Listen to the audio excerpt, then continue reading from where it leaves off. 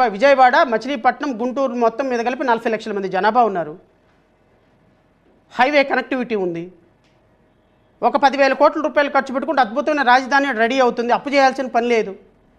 మనం కేంద్ర ప్రభుత్వం ఇవ్వాల్సినటువంటి నిధులు, వాళ్ళు ఇవ్వాల్సినటువంటి ఇన్ఫ్రాస్ట్రక్చర్ తీసుకొచ్చుకొని మనం 3 ప్రాంతాలని అభివృద్ధి చేసుకోవచ్చు. అటు గుంటూరు అభివృద్ధి చెందుతుంది, ఇటు విజయవాడ అభివృద్ధి చెందుతుంది, ఇటు మధ్యలో ఉన్నటువంటి మచిలీపట్నం అభివృద్ధి చెందుతుంది. అక్కడ ఉన్నటువంటి పోర్ట్ ట్రస్టు, గుంటూరులో ఉన్నటువంటి అద్భుతమైనటువంటి విద్యా రాజధానిగా, రాష్ట్రంలోని విద్యా రాజధాని, విజయవాడ వచ్చేసరికి ఇండస్ట్రియల్ క్యాపిటల్గా చేసుకోవచ్చు.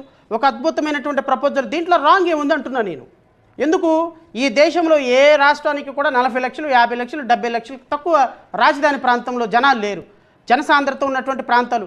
73,000 మందితోటి నువ్వు ఒక రాజధాని ఏర్పాటు చేసి గట్టిగా 40 అడుగులు తవ్వితే 30 అడుగుల్లోపే నీళ్లు పైకి ఓట ఉండే కృష్ణానది పక్కన ఒక రాజధాని అపాయింట్ చేసి దానికి అడుగుకి 15,000 నుంచి 18,000 వరకు ఖర్చు పెట్టి, ఈ 18,000 రూపాయలు ఖర్చు పెట్టినట్టు దాంట్లో 10,000 కోట్ల రూపాయలు అప్పు తీసుకొచ్చే దాంట్లో 7,000 కోట్ల రూపాయలు మీ అకౌంట్లో వేసేసుకొని రాజధాని ప్రాంతాన్ని ఒక ఏటీఎంగా తయారు చేసుకోవటం వల్ల మీకు కూడా షేర్ వస్తుంది కాబట్టి, మీ పత్రికకు కూడా షేర్ వస్తుంది కాబట్టి, దోచుకున్న దాంట్లో మీకు షేర్ వస్తుంది కాబట్టి మీరు అమావిగన్ అనే దాన్ని సపోర్ట్ చేయరు. అమరావతి మాత్రమే రాజధానిగా ఉండాలి. ఎందుకంటే అమరావతి రాజధానిగా డబ్బులు వాళ్ళు తినాలి, దాంట్లో షేర్ మీకు పంపించాలి.